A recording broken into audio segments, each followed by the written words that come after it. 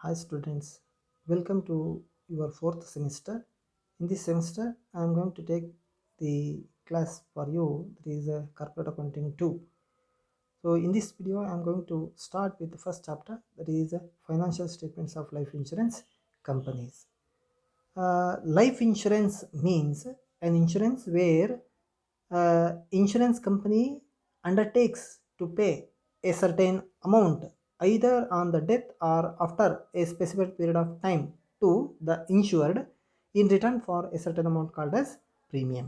So ಇಲ್ಲಿ life insurance ಅಂತಂದ್ರೆ ಏನಪ್ಪ ಅಂತಂದರೆ ಇಲ್ಲಿ ಪ್ರೀಮಿಯಂ ಅನ್ನೋ ಒಂದು ಪ್ರತಿಫಲಕ್ಕೆ ವಿರುದ್ಧವಾಗಿ ಇನ್ಶೂರೆನ್ಸ್ ಕಂಪನಿ ಏನು ಮಾಡ್ತದೆ ಅಂತಂದರೆ ಈ ಇನ್ಶೂರ್ಡ್ ಸತ್ತಂಥ ಸಂದರ್ಭದಲ್ಲಿ ಅಥವಾ ಒಂದು ನಿರ್ದಿಷ್ಟ ಅವಧಿ ಮುಗಿದಂಥ ಸಂದರ್ಭದಲ್ಲಿ ನಿರ್ದಿಷ್ಟ ಸಮ್ಮನ್ನು ಕೊಡ್ತೀನಿ ಅಂತೇಳಿ ಒಂದು ಕಾಂಟ್ರಾಕ್ಟನ್ನು ಮಾಡ್ಕೊಂಡಿರುತ್ತೆ.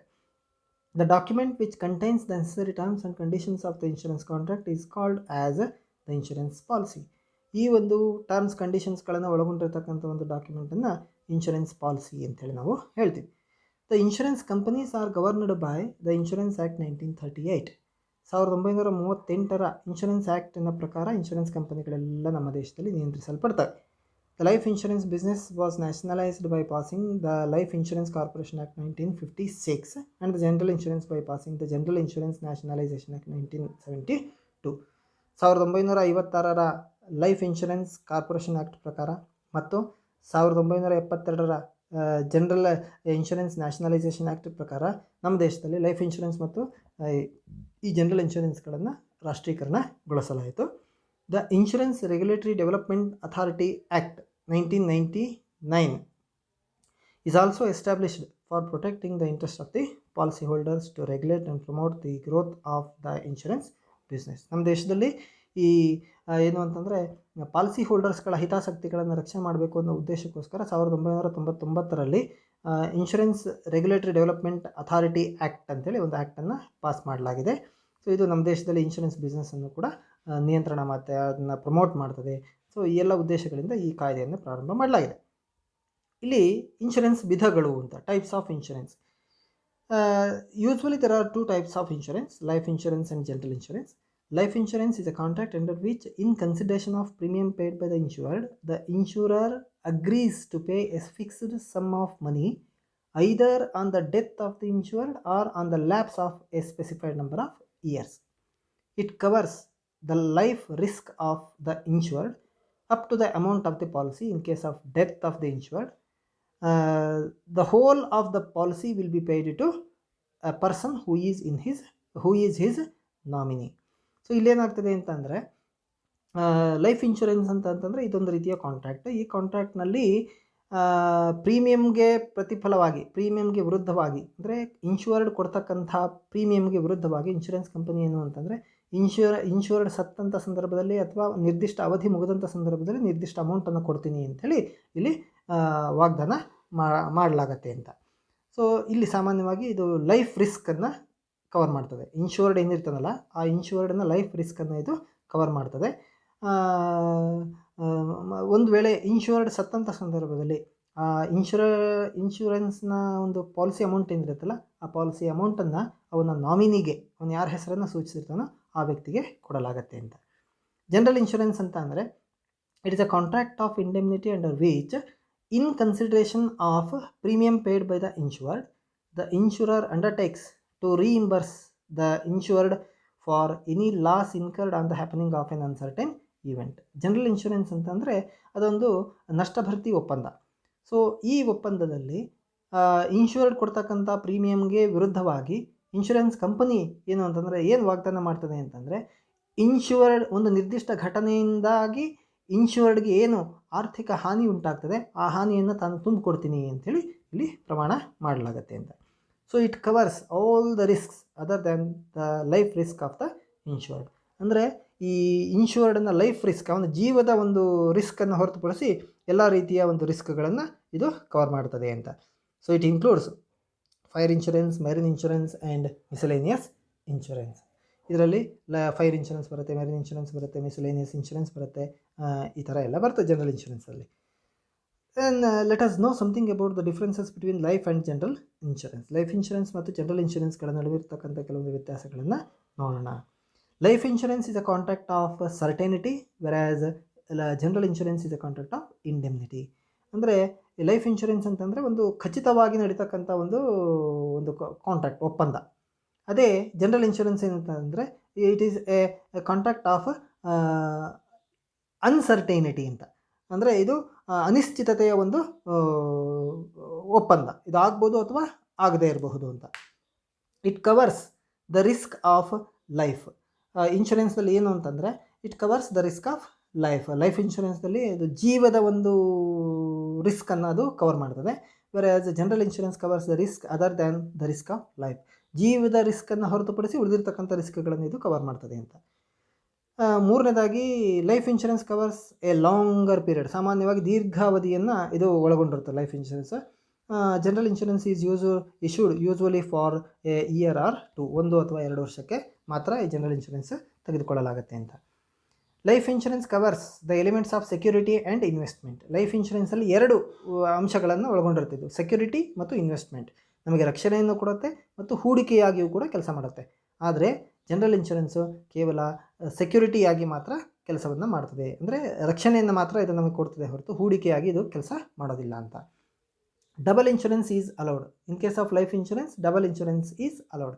ವಿಮೆ ಇದನ್ನು ಲೈಫ್ ಇನ್ಶೂರೆನ್ಸಲ್ಲಿ ಮಾಡ್ಬೋದು, ಆದರೆ ಜನರಲ್ ಇನ್ಶೂರೆನ್ಸ್ನಲ್ಲಿ double insurance is not allowed. ಆಮೇಲೆ ಲೈಫ್ ಇನ್ಶೂರೆನ್ಸಲ್ಲಿ insurance amount is payable either on the death of the insured or after a lapse of a certain period. ಈ ಲೈಫ್ ಇನ್ಶೂರೆನ್ಸಲ್ಲಿ ಇನ್ಶೂರ್ಡ್ ಸತ್ತಂಥ ಸಂದರ್ಭದಲ್ಲಿ ಅಥವಾ ಒಂದು ನಿರ್ದಿಷ್ಟ ಅವಧಿ ಮುಗಿದಂಥ ಸಂದರ್ಭದಲ್ಲಿ ಇನ್ಶೂರೆನ್ಸ್ ಅಮೌಂಟನ್ನು ಕೊಡಬೇಕಾಗತ್ತೆ. But in case of general insurance claim amount is payable only if the event happens. ಆದರೆ ಜನರಲ್ ಇನ್ಶೂರೆನ್ಸಲ್ಲಿ ಘಟನೆ ನಡೆದಂಥ ಸಂದರ್ಭದಲ್ಲಿ ಮಾತ್ರ, ಅಂದರೆ ಏನಾದರೂ ಹಾನಿ ಆದರೆ ಮಾತ್ರ ಲಾಸನ್ನು ತುಂಬಿಕೊಡಲಾಗುತ್ತೆ. Life insurance, in case of life insurance the holders of the policy with profit are entitled to get bonus. Life ಇನ್ಶೂರೆನ್ಸಲ್ಲಿ ಪಾಲಿಸಿ ವಿತ್ ಪ್ರಾಫಿಟ್ ಅನ್ನೋ ಒಂದು ಪಾಲಿಸಿಯನ್ನು ಹೊಂದಿರತಕ್ಕಂಥ ಹೋಲ್ಡರ್ಸ್ಗಳು ಅವರು ಬೋನಸನ್ನು ಕೂಡ ಪಡೆಯೋದಕ್ಕೆ ಅರ್ಹರಿರ್ತಾರೆ. But in case of general insurance the holders of any policy are not entitled to get any bonus. ಯಾವುದೇ ಪಾಲಿಸಿಯನ್ನು ಹೊಂದಿದ್ರೂ ಕೂಡ ಅವರು ಬೋನಸನ್ನು ಪಡೆಯೋದಕ್ಕೆ ಅರ್ಹರಾಗಿರೋದಿಲ್ಲ. ಲೈಫ್ ಇನ್ಶೂರೆನ್ಸ್ದಲ್ಲಿ the insured may insure his life for any amount and when the event happens or policy matures the insurer is required to pay amount on all policies. Life ಇನ್ಶೂರೆನ್ಸ್ನಲ್ಲಿ ಈ ಇನ್ಶೂರ್ಡ್ ಏನಿರ್ತಾನಲ್ಲ ಅವನು ತನ್ನ ಜೀವವನ್ನು ಎಷ್ಟು ಅಮೌಂಟಿಗೆ ಬೇಕಾದರೂ ಇನ್ಶೂರೆನ್ಸ್ ಮಾಡಿಸ್ಬೋದು. So ಅಂಥ ಸಂದರ್ಭದಲ್ಲಿ ಘಟನೆ ನಡೆದಂಥ ಸಂದರ್ಭದಲ್ಲಿ ಒಂದು ವೇಳೆ ಅವನು ಸತ್ತರೆ ಅಥವಾ ಪಾಲಿಸಿ ಮೆಚ್ಯೂರ್ ಆದಂಥ ಸಂದರ್ಭದಲ್ಲಿ ಇನ್ಶೂರೆನ್ಸ್ ಕಂಪನಿ ಆ ಎಲ್ಲ ಪಾಲಿಸಿಗಳ ಮೇಲೆ ಹಣವನ್ನು ಕೊಡಬೇಕಾಗತ್ತೆ. ಆದರೆ ಜನರಲ್ ಇನ್ಶೂರೆನ್ಸ್ನಲ್ಲಿ when the event happens the insured can get only the actual amount of loss and nothing more than that. General ಇನ್ಶೂರೆನ್ಸ್ನಲ್ಲಿ ಘಟನೆ ನಡೆದಂಥ ಸಂದರ್ಭದಲ್ಲಿ ಪಾಲಿಸಿದಾರ ತನಗೆ ಎಷ್ಟು ಹಾನಿಯಾಗಿದೆ ಆ ಹಾನಿಯನ್ನು ಮಾತ್ರ ರೀಇಂಬರ್ಸ್ ಪಡಿಬೋದೇ ಹೊರತು ಅದಕ್ಕಿಂತ ಒಂದು ಪೈಸೆಯನ್ನು ಕೂಡ ಒಂದು ಜಾಸ್ತಿ ಪಡೆಯೋದಕ್ಕೆ ಸಾಧ್ಯ ಇಲ್ಲ ಅಂತ. There are various terms which are used in insurance business, life insurance business. ಅವುಗಳನ್ನು ನಾವು ಡಿಸ್ಕಸ್ ಮಾಡೋಣ. ಒಂದನೇದು ಪ್ರೀಮಿಯಮ್ ಅಂತ. Premium is the amount payable by the insured as A consideration for grant of insurance. ಅಂದರೆ ಈ ಇನ್ಶೂರೆನ್ಸನ್ನು ಫೆಸಿಲಿಟಿ ಕೊಟ್ಟಿದ್ದಕ್ಕೋಸ್ಕರ ಈ ಪಾಲಿಸಿದಾರ insurance ಕಂಪನಿಗೆ ಕೊಡ್ತಕ್ಕಂಥ ಒಂದು ಪ್ರತಿಫಲವನ್ನು ನಾವು ಪ್ರೀಮಿಯಮ್ ಅಂತ ಹೇಳಿ ಕರಿತೀವಿ. It may be payable either annually or at shorter intervals of time, or it may be payable even throughout the period of the policy or only for a fixed term. ಇದೇನು ಅಂತಂದರೆ ಪ್ರತಿ ವರ್ಷ ಕೊಡ್ತಾ ಹೋಗ್ಬೋದು ಅಥವಾ ಶಾರ್ಟರ್ ಇಂಟರ್ವಲ್ಸಲ್ಲಿ 3 ತಿಂಗಳಿಗೆ 6 ತಿಂಗಳಿಗೆ ಈ ಥರ ಕೊಡ್ಬೋದು, ಅಥವಾ ಒಂದೇ ಒಂದು ಲಂಸಮ್ ಅಮೌಂಟಲ್ಲಿ ಕೊಡ್ಬೋದು. ಹೀಗೆ it is a source of income to the insurer. ಇದು ಇನ್ಶೂರರ್ಗೆ ಒಂದು ಆದಾಯದ ಮೂಲ ಅಂತ. ಎರಡನೇದಾಗಿ ಔಟ್ಸ್ಟ್ಯಾಂಡಿಂಗ್ ಪ್ರೀಮಿಯಮ್ ಅಂತ. So it consist of the amount due from the insured. ಅಂದರೆ ಇನ್ಶೂರ್ಡ್ನಿಂದ ಬರಬೇಕಾಗಿರ್ತಕ್ಕಂಥ ಪ್ರೀಮಿಯಮ್ ಅಮೌಂಟನ್ನು ಇದು ತೋರಿಸುತ್ತೆ. So it will be collected within the specific time after the close of the year. ಅಂದರೆ ವರ್ಷ ಮುಗಿದಂಥ ಸಂದರ್ಭದಲ್ಲಿ ಒಂದು ನಿರ್ದಿಷ್ಟ ಅವಧಿಯೊಳಗೆ ಸಾಮಾನ್ಯವಾಗಿ ಇದನ್ನು ಕಲೆಕ್ಟ್ ಮಾಡಲಾಗತ್ತೆ ಅಂತ. ಕನ್ಸಿಡರೇಷನ್ಸ್ ಫಾರ್ ಅನ್ಯುಟಿ ಗ್ರಾಂಟೆಡ್ ಅಂತ ಮೂರನೇದು. ಸೊ ಇಟ್ ಈಸ್ ವರ್ಷಾಸನ ಅಂತ ಹೇಳಿದ್ದೀವಲ್ಲ, ವರ್ಷಾಸನಕ್ಕೆ ಪ್ರತಿಯಾಗಿ ಕೊಡ್ತಕ್ಕಂಥ ಪ್ರತಿಫಲ ಅಂತ. So it is the premium amount received by the insurance company from the insured for grant of annuities. ಅಂದರೆ ಅನ್ಯುಟೀಸ್ಗಳನ್ನು ಕೊಟ್ಟಿದ್ದಕ್ಕೆ ಪ್ರತಿಯಾಗಿ ಇನ್ಶೂರೆನ್ಸ್ ಕಂಪನಿ ಪಡಿತಕ್ಕಂಥ ಒಂದು ಪ್ರೀಮಿಯಮ್ಗಳನ್ನು ನಾವು ಕನ್ಸಿಡರೇಷನ್ ಫಾರ್ ಅನ್ಯುಟೀಸ್ ಗ್ರಾಂಟೆಡ್ ಅಂತ ಕರಿತೀವಿ. So it is shown as income in revenue account. Revenue ಅಕೌಂಟಲ್ಲಿ ಸಾಮಾನ್ಯವಾಗಿ ಇದನ್ನು ಆದಾಯದ ರೂಪದಲ್ಲಿ ತೋರಿಸಲಾಗುತ್ತೆ. As against this lump sum premium received by the life insurance company, it pays a fixed sum of money to the insured on his attaining a specified age. ಈ ಒಂದು ಕನ್ಸಿಡರೇಷನ್ನ ಪಡೆದಿದ್ದರ ಪ್ರತಿಯಾಗಿ insurance company ಆ insured ನಿರ್ದಿಷ್ಟ ವಯಸ್ಸನ್ನು ದಾಟಿದಂಥ ಸಂದರ್ಭದಲ್ಲಿ ಅವನಿಗೆ fixed ಅಮೌಂಟನ್ನು ಕೊಡ್ತಾ ಹೋಗುತ್ತೆ ಅಂತ. The amount so payable annually are called as annuities. ಈ ಥರ ವರ್ಷ ಕೊಡ್ತಕ್ಕಂಥ ಆ ಒಂದು ಅಮೌಂಟ್ಗಳನ್ನು ನಾವು ವರ್ಷಾಸನ ಅಂತೇಳಿ ಕರಿತೀವಿ. ಕ್ಲೈಮ್ ಅಂತ. ಕ್ಲೈಮ್ ಅಂದರೆ ಏನು ಅಂದರೆ it is the amount payable to the insured when the policy falls due for payment on the occurrence of the specified event. ಆ ಘಟನೆ ನಡೆದಂಥ ಸಂದರ್ಭದಲ್ಲಿ ಇನ್ಶೂರೆನ್ಸ್ ಕಂಪನಿ ಪಾಲಿಸಿದಾರನಿಗೆ ಕೊಡಬೇಕಾಗಿರ್ತಕ್ಕಂಥ ಒಂದು ಅಮೌಂಟನ್ನು ಕ್ಲೈಮ್ ಅಮೌಂಟ್ ಅಂತೇಳಿ ಕರಿತೀವಿ. In case of life insurance, claim will arise either on the maturity of the policy or on the death of the insured, whichever is earlier. Life ಇನ್ಶೂರೆನ್ಸ್ದಲ್ಲಿ ಏನಪ್ಪ ಅಂತಂದರೆ ಪಾಲಿಸಿದಾರ ಸತ್ತಂಥ ಸಂದರ್ಭದಲ್ಲಿ ಅಥವಾ ಒಂದು ನಿರ್ದಿಷ್ಟ ಅವಧಿ ಮುಗಿದಂಥ ಸಂದರ್ಭದಲ್ಲಿ ಇವೆರಡರಲ್ಲಿ ಯಾವುದು ಮುಂಚೆನೋ ಆಗ ಇನ್ಶೂರೆನ್ಸ್ ಕಂಪನಿ ಈ ಕ್ಲೈಮ್ ಅಮೌಂಟನ್ನು ಕೊಡಬೇಕಾಗತ್ತೆ. In case of general insurance, claim will arise only when the loss arises. ಇದು ಜನರಲ್ ಇನ್ಶೂರೆನ್ಸಲ್ಲಾದರೆ ಯಾವಾಗ ಘಟನೆ ಅಂದರೆ ಲಾಸ್ ಆಗತ್ತೋ ಅಂಥ ಸಂದರ್ಭದಲ್ಲಿ ಮಾತ್ರ ಕ್ಲೈಮ್ ಅಮೌಂಟನ್ನು ಕೊಡಬೇಕಾಗತ್ತೆ. ರೀ ಇನ್ಶೂರೆನ್ಸ್ ಅಂತ. Transferring the risk of insurance from one company to another company is called reinsurance. ಪುನರ್ವಿಮೆ ಅಂತ ಕರಿತೀವಿ. ಇಲ್ಲಿ ಒಂದು ಇನ್ಶೂರೆನ್ಸ್ ಕಂಪನಿ ತಾನು ಅಸ್ಯೂಮ್ ಮಾಡಿರ್ತಕ್ಕಂಥ ರಿಸ್ಕಲ್ಲಿ ಸ್ವಲ್ಪ ಭಾಗವನ್ನು ಬೇರೆ ಇನ್ಶೂರೆನ್ಸ್ ಕಂಪನಿಗೆ ವರ್ಗಾಯಿಸಿದರೆ ಅದಕ್ಕೆ ನಾವು ಪುನರ್ವಿಮೆ ಅಂತ ಕರಿತೀವಿ. It means if one company feels that it has undertaken more risk of insurance, it may transfer a part of such risks by way of reinsurance of that portion of the business with other company. ಇಲ್ಲಿ ಏನಾಗ್ತದೆ ಅಂತಂದರೆ ಕೆಲವೊಮ್ಮೆ insurance ಕಂಪನೀಸ್ಗಳು ಪಾಲಿಸಿಗಳನ್ನು ನೀಡಿದಂಥ ಸಂದರ್ಭದಲ್ಲಿ ಕೆಲವೊಮ್ಮೆ ಅವಕ್ಕೆ ಅನಿಸ್ತದೆ ನಾನು ಭಾಳ ರಿಸ್ಕನ್ನು ಮೈ ಮೇಲೆ ಹಾಕೊಂಡ್ಬಿಟ್ಟಿದ್ದೀನಿ ಅಂತ. ಸೊ ಇಂಥ ಸಂದರ್ಭದಲ್ಲಿ ತಾವೇನು ಅಸ್ಯೂಮ್ ಮಾಡಿರ್ತಾವಲ್ಲ ರಿಸ್ಕು, ಅದರಲ್ಲಿ ಸ್ವಲ್ಪ ಭಾಗವನ್ನು ಇವು ಬೇರೆ ಕಂಪನಿಗಳ ಜೊತೆಗೆ ಶೇರ್ ಮಾಡ್ಕೊತಾವೆ. So in other words, it is said that this company has passed its business called reinsurance ceded. ಅಂದರೆ ಇದರ ಅರ್ಥ ಏನಂದರೆ ಇದು ರೀ ಇನ್ಶೂರೆನ್ಸ್ ಸೀಡೆಡ್ ಅಂತ. ಈ ಕಂಪನಿ ಇನ್ಶೂರೆನ್ಸ್ ಬೇರೆ ಕಂಪನಿಯೊಂದಿಗೆ ಇನ್ಶೂರೆನ್ಸ್ ಮಾಡಿಸಿದೆ ಅಂತ. Similarly this company may accept some part of the business transferred from other company, then it is called as reinsurance accepted by this company. ಇದೇ ಥರ ಈ ಕಂಪನಿ ಕೆಲವೊಮ್ಮೆ ಬೇರೆ ಕಂಪನಿಗಳ ಇನ್ಶೂರೆನ್ಸನ್ನು ಕೂಡ ಅಕ್ಸೆಪ್ಟ್ ಮಾಡ್ಬೋದು. ಅವರು ರೀ ಇನ್ಶೂರೆನ್ಸ್ ಮಾಡಿಸಿರ್ತಕ್ಕಂಥ ಇದನ್ನು ಇವರು ಅಕ್ಸೆಪ್ಟ್ ಮಾಡ್ಬೋದು. ಅದಕ್ಕೆ ರೀ ಇನ್ಶೂರೆನ್ಸ್ ಅಕ್ಸೆಪ್ಟೆಡ್ ಅಂಥೇಳಿ ಕರಿತೀವಿ. Commission. The commission payable by the insurance company to its various agents for procuring business to the company is known as commission on direct business. ಅಂದರೆ ಇನ್ಶೂರೆನ್ಸ್ ವ್ಯವಹಾರವನ್ನು ತಂದು ಕೊಟ್ಟಿದ್ದಕ್ಕೋಸ್ಕರ ಇನ್ಶೂರೆನ್ಸ್ ಕಂಪನಿ ತನ್ನ ಏಜೆಂಟ್ರುಗಳಿಗೆ ಕೊಡ್ತಕ್ಕಂಥ ಒಂದು ಪ್ರತಿಫಲವನ್ನು ನಾವು ಕಮಿಷನ್ ಆನ್ ಡೈರೆಕ್ಟ್ ಬಿಸ್ನೆಸ್ ಅಂತೇಳಿ ಕರಿತೀವಿ. This is N expense and hence it is shown in the revenue account of the company. ಇದು ಕಂಪನಿಗೆ ಒಂದು ಎಕ್ಸ್ಪೆಂಡಿಚರ್, ಖರ್ಚಿದು. ಇದು ರೆವಿನ್ಯೂ ಅಕೌಂಟಲ್ಲಿ ತೋರಿಸ್ತಾರೆ. ಇಫ್ ಎನಿ ರೀ insurance premium is payable by this company, ಒಂದು ವೇಳೆ ರೀ ಇನ್ಶೂರೆನ್ಸ್ ಪ್ರೀಮಿಯಮ್ಮು ಈ ಕಂಪನಿಯಿಂದ ಕೊಡಬೇಕಾಗಿದೆ ಅಂತಂದರೆ the commission on this premium is recoverable from the other company. So ಅಂಥ ಸಂದರ್ಭದಲ್ಲಿ ಈ ಕಂಪನಿ ಬೇರೆ ಕಂಪನಿಯಿಂದ ಕಮಿಷನನ್ನು receive ಮಾಡಬೇಕಾಗಿರುತ್ತೆ. So the commission received by this company is called as commission on ರೀ ಇನ್ಶೂರೆನ್ಸ್ ಸೀಡೆಡ್. ಹಾಗಾಗಿ ಅಂಥ ಒಂದು ಕಮಿಷನ್ಗೆ ಅಂತ ಹೇಳ್ತೀವಿ ಕಮಿಷನ್ ಆನ್ ರೀ ಇನ್ಶೂರೆನ್ಸ್ ಸೀಡೆಡ್. ಅಂದರೆ ಬೇರೆ ಕಂಪನಿಗಳಿಗೆ ನಾವು ಬಿಸ್ನೆಸ್ಸನ್ನು ಕೊಟ್ಟಿದ್ದಕ್ಕೆ ಪ್ರತಿಯಾಗಿ ಅವರು ನಮಗೆ ಕೊಟ್ಟಿರ್ತಕ್ಕಂಥ ಒಂದು ಕಮಿಷನ್ ಅಂತ, ಅಂದರೆ ಇದು ಇನ್ಕಮ್ ಆಗ್ತದೆ ಕಂಪನಿ. ಸಿಮಿಲರ್ಲಿ ಇಫ್ ಎನಿ ರೀ insurance premium is receivable by this company from any other company, the commission on this premium is payable to other company and that is called as commission on reinsurance accepted. ಒಂದು ವೇಳೆ ಬೇರೆ ಕಂಪನಿಗಳ ಇನ್ಶೂರೆನ್ಸನ್ನು ಈ company receive ಮಾಡಿತ್ತು ಅಂತಂದರೆ ಆವಾಗ ಈ ಕಂಪನಿಗೆ ಪ್ರೀಮಿಯಂ ಬರುತ್ತೆ. ಸೊ ಇದಕ್ಕೆ ಪ್ರತಿಯಾಗಿ ಅವರು ಬಿಸ್ನೆಸ್ಸನ್ನು ಕೊಟ್ಟಿದ್ದಕ್ಕೆ ಅವರಿಗೆ ಕಮಿಷನ್ ಕೊಡಬೇಕು. ಸೊ ಇದಕ್ಕೆ ನಾವು ಕಮಿಷನ್ ಆನ್ ರೀಇನ್ಶೂರೆನ್ಸ್ ಅಕ್ಸೆಪ್ಟೆಡ್ ಅಂತೇಳಿ ಕರಿತೀವಿ. ಇದೊಂದು ಖರ್ಚಿದು, ಕಂಪನಿಗೆ ಖರ್ಚು. ಕೋ ಇನ್ಶೂರೆನ್ಸ್ ಅಂತ. The combined undertaking of insurance of the insured by 2 or more companies is called as coinsurance. ಇನ್ಶೂರೆನ್ಸಿಗೆ ಸಂಬಂಧಪಟ್ಟಂತೆ ಇನ್ಶೂರೆನ್ಸನ್ನು 2 ಅಥವಾ 3 ಕಂಪನಿಗಳು ಒಟ್ಟಾಗಿ ತೊಗೊಂಡ್ವು ಅಂತಂದರೆ ಅದಕ್ಕೆ ನಾವು ಕೋ ಇನ್ಶೂರೆನ್ಸ್ ಅಂತೇಳಿ ಕರಿತೀವಿ. Bonus means the policy holders share in the profits of the insurance company.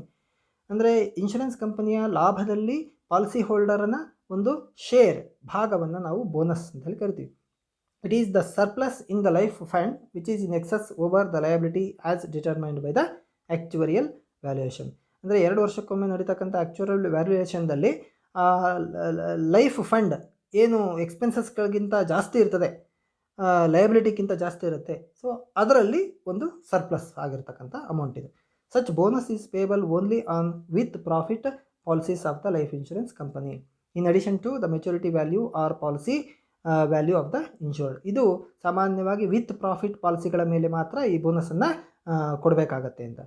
The bonus may be paid either in cash or by way of adjustment by reduction in the future premiums payable or on maturity of the policy. ಈ ಬೋನಸನ್ನು cash ರೂಪದಲ್ಲಿ ಕೊಡ್ಬೋದು, ಅಥವಾ ಮುಂದೆ ಅವರಿಂದ ಬರಬೇಕಾಗಿರ್ತಕ್ಕಂಥ ಪ್ರೀಮಿಯಮ್ಗೆ ವಿರುದ್ಧವಾಗಿ ಇದನ್ನು adjust ಮಾಡ್ಕೋಬೋದು, ಅಥವಾ ಮೆಚುರಿಟಿ ಸಂದರ್ಭದಲ್ಲಿ ಕೊಡ್ಬೋದು. So if the bonus is paid along with the maturity value of the policy it is called as reversionary bonus. ಒಂದು ವೇಳೆ ಬೋನಸ್ಸನ್ನು ಪಾಲಿಸಿಯ ಒಂದು ಮೆಚುರಿಟಿಯ ಸಂದರ್ಭದಲ್ಲಿ ಕೊಟ್ಟಂಥ ಸಂದರ್ಭದಲ್ಲಿ ಅದಕ್ಕೆ ರಿವರ್ಷನರಿ ಬೋನಸ್ ಅಂತೇಳಿ ಕರಿತೀವಿ. Because it will be added to the claim amount. ಯಾಕೆಂದರೆ ಆವಾಗ ಆ ಅಮೌಂಟನ್ನು ಕ್ಲೈಮ್ ಅಮೌಂಟಿಗೆ ಆ್ಯಡ್ ಮಾಡ್ತಾರೆ. So in case the bonus is paid to the policy holders for the period for which the actual valuation is not completed and the extent of the profit amount cannot be determined it is called as interim bonus. ಒಂದು ವೇಳೆ ಈ ಆ್ಯಕ್ಚುರಿಯಲ್ valuation ಆಗದೇ ಇರತಕ್ಕಂಥ ಸಂದರ್ಭದಲ್ಲಿ ನಾವು ಬೋನಸನ್ನು ಕೊಟ್ವಿ ಅಂತಂದರೆ ಅದಕ್ಕೆ ಇಂಟೀರಿಯಮ್ ಬೋನಸ್ ಅಂತೇಳಿ ಕರಿತೀವಿ, which is also added to the claim amount. ಅದನ್ನು ಕೂಡ ಕ್ಲೈಮ್ ಅಮೌಂಟಿಗೆ ಆ್ಯಡ್ ಮಾಡ್ತಾರೆ ಅಂತ. ಪೇಡ್ ಅಪ್ ಪಾಲಿಸಿ ಅಂತ. If an insured is not liable to continue the payment of premiums on his existing life policy. ಒಂದು ವೇಳೆ ತನ್ನ ಈಗಿರ್ತಕ್ಕಂಥ ಲೈಫ್ ಪಾಲಿಸೀಸ್ಗಳ ಮೇಲೆ ಪ್ರೀಮಿಯಂ ಕೊಡೋದಕ್ಕೆ ಸಾಧ್ಯ ಇಲ್ಲ ಒಬ್ಬ ವ್ಯಕ್ತಿಗೆ ಅಂತಂದರೆ he may discontinue the payment of the premiums in future. ಭವಿಷ್ಯದಲ್ಲಿ ಆ ಪಾಲಿಸಿಗಳ ಮೇಲೆ ಪ್ರೀಮಿಯಮನ್ನು ಕೊಡ್ತಕ್ಕಂಥದ್ದನ್ನು ಅವನು ಡಿಸ್ಕಂಟಿನ್ಯೂ ಮಾಡ್ಬೋದು. And he can convert the said life policy into paid up policy. ಅದನ್ನು ಪೇಡ್ ಅಪ್ ಪಾಲಿಸಿಯಾಗಿ ಕನ್ವರ್ಟ್ ಮಾಡಿಸ್ಬೋದು. ಸೊ ಆವಾಗ ಈ ಪಾಲಿಸಿ ಈ ಒಂದು ಫಾರ್ಮುಲಾ ಉಪಯೋಗ ಆಗುತ್ತೆ. ಏನಂತಂದರೆ sum assured into number of premiums paid divided by total number of premiums payable. So ಇಲ್ಲಿ ಪೇಡ್ ಅಪ್ ಪಾಲಿಸಿ ಅಂತ ಆಗ್ತದೆ, ಇದನ್ನು ಅವನು ಪಡಿಬೋದು. Surrender. If the holder of a life insurance policy intends to realise the amount of the policy before the expiry of the term of the policy. ಒಂದು ವೇಳೆ ಒಬ್ಬ life insurance ಪಾಲಿಸಿನ ಹೊಂದಿರತಕ್ಕಂಥ ಒಬ್ಬ ವ್ಯಕ್ತಿ ಆ ಪಾಲಿಸಿಯ ಟರ್ಮ್ ಎಕ್ಸ್ಪೈರಿ ಡೇಟ್ಗಿಂತ ಮುಂಚಿತವಾಗಿ ಆ ಪಾಲಿಸಿ ಮೇಲಿನ ಹಣವನ್ನು ಪಡೆಯೋದಕ್ಕೆ ಇಷ್ಟಪಟ್ಟ ಅಂತಂದರೆ you can do so by surrendering the policy to the insurance company. ಅವನೇನು ಮಾಡ್ಬೋದು ಅಂತಂದರೆ ಆ ಪಾಲಿಸಿಯನ್ನು ಇನ್ಶೂರೆನ್ಸ್ ಕಂಪನಿಗೆ ಸರೆಂಡರ್ ಮಾಡೋದ್ರ ಮೂಲಕವಾಗಿ ಅವನು ಆ ಅಮೌಂಟನ್ನು ಪಡಿಬೋದು. On surrendering the policy the insured will get only the surrender value that the policy fetches on the date of relinquishment of his right in the policy. ಅಂಥ ಸಂದರ್ಭದಲ್ಲಿ ಆ ಹಕ್ಕನ್ನು ಬಿಟ್ಟುಕೊಟ್ಟಂಥ ಸಂದರ್ಭದಲ್ಲಿ ಆ ಒಂದು ಪಾಲಿಸಿಯ ವ್ಯಾಲ್ಯೂ ಎಷ್ಟಿರುತ್ತೆ ಆ ವ್ಯಾಲ್ಯೂನ ಮಾತ್ರ ಅವನು ಪಡೆಯೋದಕ್ಕೆ ಸಾಧ್ಯ ಇರುತ್ತೆ. ಏಜೆಂಟ್ಸ್ ಬ್ಯಾಲೆನ್ಸ್ ಅಂತ. Agents are the persons appointed by the insurance company for soliciting and procuring the business for the company in return for a commission payable to them based on such business. Agents ಅಂದರೆ ಯಾರು? Insurance ಕಂಪನಿಗೆ ಬಿಸ್ನೆಸ್ಸನ್ನು ತಂದುಕೊಡೋದಕ್ಕೋಸ್ಕರ appoint ಆಗಿರ್ತಕ್ಕಂಥ ವ್ಯಕ್ತಿಗಳು. So ಇದಕ್ಕೆ ಪ್ರತಿಯಾಗಿ insurance company ಅವರಿಗೆ ಕಮಿಷನನ್ನು ಕೊಡ್ತದೆ. Since the commission is paid to them subsequently after adjustment. ಸಾಮಾನ್ಯವಾಗಿ ಅಡ್ಜಸ್ಟ್ಮೆಂಟ್ ಆದಮೇಲೆ ಈ ಕಮಿಷನನ್ನು ಅವ್ರಿಗೆ ಕೊಡಲಾಗುತ್ತೆ. So their accounts generally show credit balance. ಸಾಮಾನ್ಯವಾಗಿ ಅವರ ಅಕೌಂಟು ಕ್ರೆಡಿಟ್ ಬ್ಯಾಲೆನ್ಸನ್ನು ತೋರಿಸ್ತಾ ಇದೆ, ಯಾಕೆಂದರೆ ಕಂಪನಿ ಅವರಿಗೆ ಅಮೌಂಟನ್ನು ಕೊಡಬೇಕು ಅಂತ. Sometimes their accounts may show debit balance because ಕೆಲವೊಮ್ಮೆ ಇವರ ಅಕೌಂಟು ಡೆಬಿಟ್ ಬ್ಯಾಲೆನ್ಸನ್ನು ಕೂಡ ತೋರಿಸ್ಬೋದು. ಯಾಕೆ ಅಂತಂದರೆ they may also collect the premiums from the policy holders on behalf of the company. ಕಂಪನಿಯ ಪರವಾಗಿ ಇವರು ಏನು ಅಂತಂದರೆ ಪ್ರೀಮಿಯಂ ಅಮೌಂಟನ್ನು ಕಲೆಕ್ಟ್ ಮಾಡಿರ್ಬೋದು. ಹಾಗಾಗಿ ಅವರ ಅಕೌಂಟು ಡೆಬಿಟ್ ಬ್ಯಾಲೆನ್ಸನ್ನು ತೋರಿಸುತ್ತೆ. Expenses of the management. The expenses incurred by the insurance company on the maintenance and administration of office such as salary to staff, printing, stationery, telephone, telex etcetera are included in this head. ಇಲ್ಲಿ expenses of management ಅಂತಂದರೆ ಈಗ administration, maintenance, administration ಮಾಡ್ಕೊಳ್ಳೋ ಸಂದರ್ಭದಲ್ಲಿ ಏನು ಖರ್ಚು ಮಾಡ್ತದೆ company, ಉದಾಹರಣೆ salary to staff ಆಗಿರ್ಬೋದು, ಪ್ರಿಂಟಿಂಗ್, ಸ್ಟೇಷನರಿ, ಟೆಲಿಫೋನು, ಟೆಲೆಕ್ಸ್, ಇವೆಲ್ಲವೂ ಎಕ್ಸ್ಪೆನ್ಸಸ್ ಆಫ್ ಮ್ಯಾನೇಜ್ಮೆಂಟ್ ಅಂತೇಳಿ ಬರ್ತದೆ. Interest, dividend and rent. The insurance companies are investing their funds in government and other securities, shares, debentures, bonds etcetera. ಇಲ್ಲಿ insurance ಕಂಪನಿಗಳೇನು ಅಂದರೆ ತಮ್ಮಲ್ಲಿರ್ತಕ್ಕಂಥ ಅಮೌಂಟನ್ನು ಸರ್ಕಾರದ ಒಂದು ಸೆಕ್ಯೂರಿಟೀಸ್ಗಳಲ್ಲಿ, ಶೇರ್ಸ್ಗಳಲ್ಲಿ, ಡಿವೆಂಚರ್ಸ್ಗಳಲ್ಲಿ, ಬಾಂಡ್ಸ್ಗಳಲ್ಲಿ, ಪ್ರಾಪರ್ಟೀಸ್ಗಳಲ್ಲಿ ಇನ್ವೆಸ್ಟ್ ಮಾಡ್ತಾ ಇರ್ತಾರೆ. The income earned by way of interest, dividend and rent R included under this head. ಅವುಗಳ ಮೇಲೆ, ಆ ಹೂಡಿಕೆಗಳ ಮೇಲೆ ಪಡೆದಿರ್ತಕ್ಕಂಥ ಬಡ್ಡಿ ಆಗಿರ್ಬೋದು, ಲಾಭಾಂಶ ಆಗಿರ್ಬೋದು, ಬಾಡಿಗೆ ಆಗಿರ್ಬೋದು, ಇವೆಲ್ಲ ಏನು ಅಂತಂದರೆ ಈ ಒಂದು ಇಂಟ್ರೆಸ್ಟ್, ಡಿವಿಡೆಂಡ್ ಆ್ಯಂಡ್ ರೆಂಟನ್ನು ಇದರಲ್ಲಿ ಇನ್ಕ್ಲೂಡ್ ಮಾಡ್ತೀವಿ. And it will be shown as an item of income in the revenue account at gross amount. ಇದನ್ನು ರೆವಿನ್ಯೂ ಅಕೌಂಟಲ್ಲಿ ಸಾಮಾನ್ಯವಾಗಿ ತೋರಿಸಲಾಗತ್ತೆ ಅಂತ. Then financial statements of life insurance companies. Life insurance ಕಂಪನೀಸ್ಗಳ ಒಂದು financial ಸ್ಟೇಟ್ಮೆಂಟ್ಸ್ಗಳು ಏನೇನಿರ್ತದೆ ಅಂತ. The financial statements of insurance companies consist of revenue account, P&L account and balance sheet in addition to the necessary schedules which form part of the financial statement. ಸಾಮಾನ್ಯವಾಗಿ 3 ಅಕೌಂಟ್ಗಳು ಏನು, revenue account ಇರುತ್ತೆ, P&L account ಇರುತ್ತೆ, balance sheet ಇರುತ್ತೆ. These statements ಅವುಗಳ ಜೊತೆಗೆ ಏನು ಅಂತಂದರೆ ನೋಟ್ಸ್ಗಳು ಅಂತ, ಅವುಗಳ ಜೊತೆ ಶೆಡ್ಯೂಲ್ಸ್ ಅಂತ ಹೇಳ್ತೀವಿ, ನೆಸರಿ ಶೆಡ್ಯೂಲ್ಸ್ ಅಂತ ಹೇಳ್ತೀವಿ. ಸಾಮಾನ್ಯವಾಗಿ ಎಲ್ಲ ವರ್ಟಿಕಲ್ ಫಾರ್ಮ್ಯಾಟ್ದಲ್ಲಿ ಇವುಗಳನ್ನು ಪ್ರಿಪೇರ್ ಮಾಡಬೇಕು. These statement should be prepared in prescribed format, ಅಂದರೆ ವರ್ಟಿಕಲ್ ಫಾರ್ಮ್ಯಾಟ್ದಲ್ಲಿ ಪ್ರಿಪೇರ್ ಮಾಡಬೇಕು. ರೆವಿನ್ಯೂ ಅಕೌಂಟ್ದಲ್ಲಿ ಏನಿರುತ್ತೆ, the insurance companies create a separate account fund for each of the insurance businesses if they are carrying on different types of businesses. ಬೇರೆ ಬೇರೆ ಬಿಸ್ನೆಸ್ಗಳನ್ನು ಮಾಡ್ತಾ ಇದ್ದಂಥ ಸಂದರ್ಭದಲ್ಲಿ ಪ್ರತಿಯೊಂದು ಬಿಸ್ನೆಸ್ಗೂ ಒಂದೊಂದು ರೆವಿನ್ಯೂ ಅಕೌಂಟನ್ನು ಇವರು ಪ್ರಿಪೇರ್ ಮಾಡ್ತಾರೆ. There will be life fund for life insurance business. Life insurance business ಮಾಡ್ತಾ ಇದ್ದಂಥ ಸಂದರ್ಭದಲ್ಲಿ ಲೈಫ್ ಫಂಡ್ ಅಂತೇಳಿ ಒಂದು ಮಾಡಲಾಗುತ್ತೆ. All incomes and expenses pertaining to this are shown in this fund are they are taken to this life fund only. ಇದಕ್ಕೆ ಸಂಬಂಧಪಟ್ಟಂತೆ ಎಲ್ಲ income expenditures ಅವುಗಳನ್ನ ಈ ಲೈಫ್ ಫಂಡಿಗೆ ತೊಗೊಳ್ತಾರೆ. P&L account. The incomes and expenses other than those which are taken to revenue account are taken to this account including provision for income tax etc. Incomes and expenses other than those taken to revenue account. Revenue account ಏನು ತೊಗೊಳ್ತೀವಲ್ಲ ಅದನ್ನು ಹೊರತುಪಡಿಸಿ ನಾವೇನು income expenditures ಎಲ್ಲ ಬರ್ತಾವಲ್ಲ ಅವೆಲ್ಲವುಗಳನ್ನು, ಉದಾಹರಣೆಗೆ ಈ provision for income tax ಆಗಿರ್ಬೋದು, ಇವೆಲ್ಲವುಗಳನ್ನು ಈ ಒಂದು ಪ್ರಾಫಿಟ್ ಆ್ಯಂಡ್ ಲಾಸ್ ಅಕೌಂಟಿಗೆ ತೊಗೊಳ್ತಾರೆ. Therefore, this account shows the overall profits of the company. ಇದು ಕಂಪನಿಯ ಒಟ್ಟು ಲಾಭವನ್ನು ತೋರಿಸುತ್ತೆ. The appropriation of profit to the shareholders of the company and other transfers, if any, to any other fund are also shown in this account only. ಅಂದರೆ ಲಾಭದ ಹಂಚಿಕೆ ಆಗಿರ್ಬೋದು, ಯಾವುದಾದ್ರೂ ರಿಸರ್ವ್ಸ್ಗಳಿಗೆ ಟ್ರಾನ್ಸ್ಫರ್ ಮಾಡಿದ್ದಾಗಿರ್ಬೋದು, ಅವೆಲ್ಲವುಗಳನ್ನು ಇಲ್ಲಿ ತೋರಿಸಲಾಗುತ್ತೆ. Finally the balance of the profit is carried forward to the balance sheet. ಕೊನೆಗೆ ಇಲ್ಲಿ ಬರ್ತಕ್ಕಂಥ ಬ್ಯಾಲೆನ್ಸನ್ನು P&L ಅಕೌಂಟಿಗೆ ಟ್ರಾನ್ಸ್ಫರ್ ಮಾಡ್ತಾರೆ. ಆಮೇಲೆ ಬ್ಯಾಲೆನ್ಸ್ ಶೀಟ್ ಅಂತೇಳಿ, the balance sheet prepared by the company shows its financial position as on a particular date. ಅಂದರೆ ಈ ಲೈಫ್ ಇನ್ಶೂರೆನ್ಸ್ ಕಂಪನಿಯ ಒಂದು ಬ್ಯಾಲೆನ್ಸ್ ಶೀಟ್ ಏನು ತೋರಿಸುತ್ತೆ ಅಂತಂದರೆ ಒಂದು ನಿರ್ದಿಷ್ಟ ದಿನಾಂಕದಂದು ಕಂಪನಿಯ ಒಂದು ಹಣಕಾಸಿನ ಸ್ಥಿತಿ ಯಾವ ಥರ ಇದೆ ಅನ್ನೋದನ್ನು ತೋರಿಸುತ್ತೆ. If the company carries on life business and also other insurance businesses, A separate balance sheet should be prepared for life insurance business and the combined balance sheet for the businesses including that of the life insurance business. ಒಂದು ವೇಳೆ ಒಂದು company life insurance business ಮತ್ತು ಈ ಥರ ಯಾವುದಾದ್ರೂ ಒಂದು ಇನ್ಶೂರೆನ್ಸನ್ನು ಮಾಡ್ತಾ ಇತ್ತು ಅಂತಂದರೆ ಅಂಥ ಸಂದರ್ಭದಲ್ಲಿ ಲೈಫ್ ಇನ್ಶೂರೆನ್ಸ್ಗೋಸ್ಕರನೇ ಒಂದು ಸಪ್ರೇಟ್ ಬ್ಯಾಲೆನ್ಸ್ ಶೀಟನ್ನು ಮಾಡಬೇಕು, ಮತ್ತು ಉಳಿದಿರ್ತಕ್ಕಂಥ ಎಲ್ಲ ಇನ್ಶೂರೆನ್ಸ್ಗಳ ಜೊತೆಗೆ ಲೈಫ್ ಇನ್ಶೂರೆನ್ಸನ್ನು ಒಳಗೊಂಡಿರ್ತಕ್ಕಂಥ ಒಂದು ಕಂಬೈನ್ಡ್ ಬ್ಯಾಲೆನ್ಸ್ ಶೀಟನ್ನು ಕೂಡ ಇದು ಮಾಡಬೇಕು ಅಂತ. ಸೊ ಇಲ್ಲಿ as required by the insurance regulatory and development authority regulations 2002, ಈ ಒಂದು IRDA 2002 ಇದರ ರೆಗ್ಯುಲೇಷನ್ಸ್ಗಳ ಪ್ರಕಾರ ಇನ್ಶೂರೆನ್ಸ್ ಕಂಪನೀಸ್ಗಳು ಏನು ಅಂತಂದರೆ they should prepare their financial statements, namely revenue account, P&L account and balance sheet in the prescribed forms along with necessary schedules. ಅವು ನಿರ್ದಿಷ್ಟ ಒಂದು ನಮೂನೆಯಲ್ಲಿ ಶೆಡ್ಯೂಲ್ಸ್ಗಳೊಂದಿಗೆ ಪ್ರಿಪೇರ್ ಮಾಡಬೇಕಾಗತ್ತೆ. Accordingly the insurance companies which are carrying on the life insurance business should comply with the requirements of part 5 of schedule A of the regulations. Insurance business, life insurance ಬಿಸ್ನೆಸ್ಸನ್ನು ಮಾಡ್ತಾ ಇರ್ತಕ್ಕಂಥ ಕಂಪನಿಗಳು ಶೆಡ್ಯೂಲ್ ಎದ part 5ನಲ್ಲಿರ್ತಕ್ಕಂಥ ರಿಕ್ವೈರ್ಮೆಂಟ್ಗಳ ಪ್ರಕಾರವಾಗಿ ತಮ್ಮ ಅಕೌಂಟ್ಗಳನ್ನು maintain ಮಾಡಬೇಕು. ಅಂದರೆ ಅವರು ಏನಂದರೆ ಫಾರ್ಮ್ ARA ಅಂತ, ಇದು ರೆವಿನ್ಯೂ ಅಕೌಂಟು, ಅಥವಾ ಇದಕ್ಕೆ ಇನ್ನೊಂದು ಹೆಸರು ಪಾಲಿಸಿ ಹೋಲ್ಡರ್ಸ್ ಅಕೌಂಟ್ ಅಂತ. ಫಾರ್ಮ್ APL ಅಂತೇಳಿ ಇದು ಪ್ರಾಫಿಟ್ ಆ್ಯಂಡ್ ಲಾಸ್ ಅಕೌಂಟು, ಇದಕ್ಕೆ ಇನ್ನೊಂದು ಹೆಸರು ಶೇರ್ ಹೋಲ್ಡರ್ಸ್ ಅಕೌಂಟ್ ಅಂತಲೂ ಕೂಡ ಕರಿತೀವಿ. ಫಾರ್ಮ್ ABS ಅಂದರೆ ಬ್ಯಾಲೆನ್ಸ್ ಶೀಟ್ ಅಂತ ಇದು. ಸೊ ಈ ಥರ ಅವರು 3 ಅಕೌಂಟ್ಗಳನ್ನು ಹಾಕಬೇಕಾಗುತ್ತೆ. ಸಾಮಾನ್ಯವಾಗಿ ರೆವಿನ್ಯೂ ಅಕೌಂಟ್ ಮತ್ತು ಬ್ಯಾಲೆನ್ಸ್ ಶೀಟನ್ನು ಹಾಕಬೇಕು. P&L ಅಕೌಂಟನ್ನು ಕೆಲವೊಮ್ಮೆ ಹಾಕದೇ ಇದ್ದರೂ ಕೂಡ ನಡೀತದೆ ಅಂತ. Thank you. ಮುಂದಿನ ಒಂದು ವಿಡಿಯೋದಲ್ಲಿ ಈ ಒಂದು ಇದು ಏನಂದರೆ ಫಾರ್ಮ್ಯಾಟ್ಸ್ಗಳ ಬಗ್ಗೆ ಡಿಸ್ಕಸ್ ಮಾಡೋಣ. Thank you.